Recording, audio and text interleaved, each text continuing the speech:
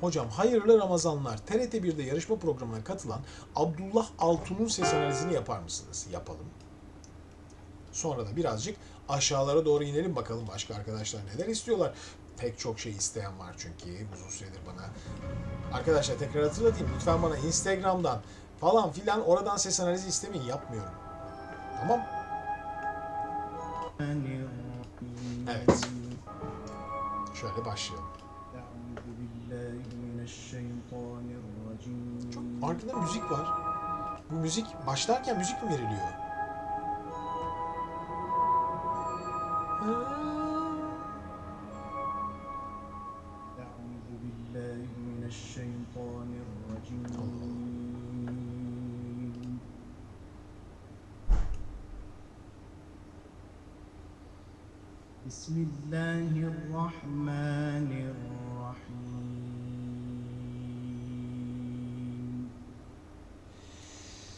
Pes seslerinde bir hışırtı var. Yorgunluktan olabilir, hastalıktan olabilir, kullanma tekniğinden olabilir. Üç tane ayrı soru bize çıkarıyor. Şimdi dinlediğimiz kişileri yakından tanımadığım için sadece dinlediğim şeyler üzerinden çok basit yorumlar yapıyorum. Üç tane sebebi olabilir ama bu ses hışırdıyor. Yani parlamıyor, biraz arkada.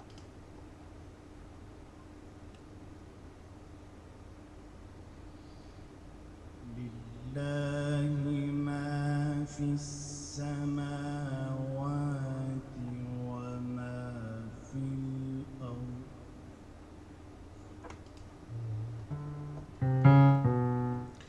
C tonu üzerine galiba uşak gibi bir ton. Uşak makamında geziyor. Fakat bu C tonu bile eğer girişteki C ona pes geliyorsa muhtemelen ileriki bölümlerinde çok tiz bir renk olabilir. وإن تبدوا ما في أنفسكم أو تخفوه يحاسبكم به الله. Gördüğünüz gibi pes renklerde o hışırdama çok belli oldu. Yani o başta söylediğim bir böyle bir hışırtı var. Dediğim gibi birçok sebepten olabilir.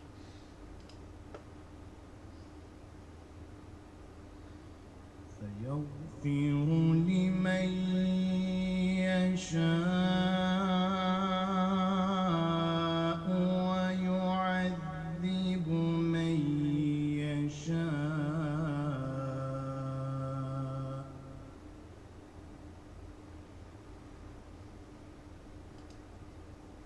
Okunmasıyla alakalı olarak yani okuma becerisi, nefesiyle alakalı nefes alışı ve okuma temposu bence son derece başarılı bir nefes kullanımı için.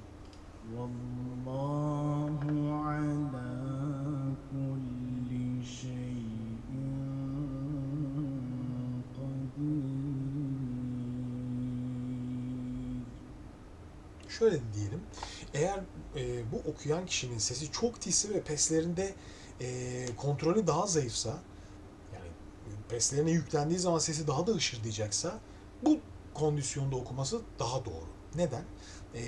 Çünkü bu sesleri eğer yüklenirse bu sesler böyle tizleşmeye ve dağılmaya, daha da zorlanmaya başlar. Gördüğünüz gibi son derece sakin, hiç force etmeden, force ne demek? Bastırmadan sesleri sakin sakin tonu korumaya çalışıyor.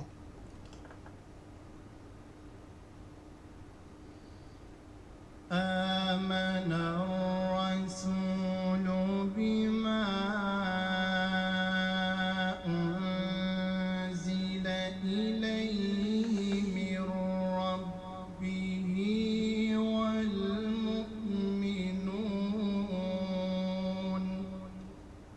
Nefes alışına çok dikkat edin.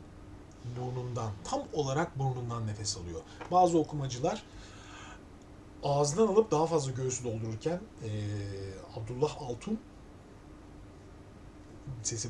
nefesi burnundan alarak diyaframına dolduruyor. Bu konuda da bilgili olduğu çok aşikar belli. Biraz ileri gideceğim.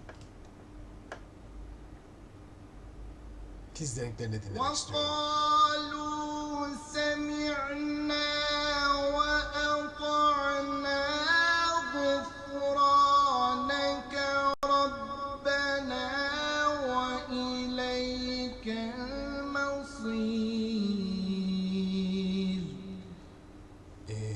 Abdullah Altun'u şu an farklı kılan bir şeyler olduğunu görmeye başlıyoruz. Bence bu farklı kılanlardan bir numarası, nefis bir entonasyon var bu tonlarda. Sanki sesinde ses düzeltme kullanılmışçasına tertemiz geliyor. Yani bakın şunlar o kadar mı temiz ki sesler. ربنا وإليك المصير. Notalar yani melodiler tamamen tertemiz, entonasyonsuz. لا يكلف الله نفسا إلا وسعها لها ما كسبت وعليها ما اكتسبت. Evet, farklı bir okuma. Kesinlikle. Biraz daha ileri gidiyorum. واغفر لنا وارحمنا. Şimdi burada sesi önde tuttuğu zaman sesi yapıştırıyor. Çok güzel pozisyon alıyor ama sesinde dediğim gibi ya bir hastalık var. Yani olabilir, mevsimsel faranjit olur, bir sürü rahatsızlık olabilir. Ama pes yani birazcık önden bıraktığı zaman ses hemen kısıklığını ve yorgunluğunu belli ediyor arkadaşlar. İleri gidelim. أنت مولانا فانصرنا على القوم الكافرين. Evet. Gene bir güzel bir özellikten bahsedeyim. Fa diyeze indi. Bu indiği renkte de çok kontrollü. Peslerinin çok hacimli çıkmadığının farkında. Yani çok büyük çıkmıyor, bir bariton gibi böyle gümbür gümbür değil ama o sesleri çıkarmak için öyle bir volümü düşürüp kontrol etmeye çalışıyor ki bir de zaten sesindeki o şeyin de farkında. Bir yorgunluğun da farkında. Son derece kontrollü bir okuma arkadaşlar. Bunun şimdi bu yarışma sırasında spot ışıklar devamlı vurduğu için çok terlemiş, çok yorulmuş. Yani bir kere sahnede bu kadar spot üzerinize vururken herhangi bir şey okumaya çalışın. Ne kadar zor ve yorucu bir şey olduğunu görürsünüz. Yani vücudunuz sürekli su kaybediyor. Sürekli su kaybediyorsunuz ve bir yandan sese konsantre olmaya çalışıyorsunuz. Ona rağmen bu kadar iyi pes seslerde kontrollü olmaya çalışması bence alkışı hak eden bir şey. بسم الله الرحمن الرحيم. Ve gerçekten bu sesleri böyle dümdüz ip gibi tertemiz bir notada vermesi bence çok başarılı arkadaşlar. Pek çok şan çalışmasında biz bunları öğrencilerimizi uzun uzun çalıştırırız.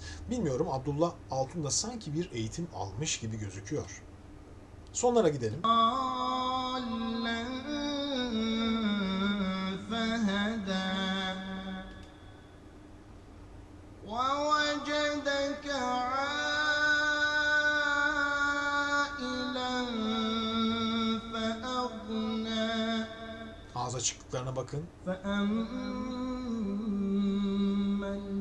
اليتيم فلا تقهر وأما السائل فلا تنهر وأما بنعمة ربك فحدث. صدق الله العظيم. Evet, çok gerçekten sesini ve kendi sesini bu kadar iyi fark etmiş bir okuyucu.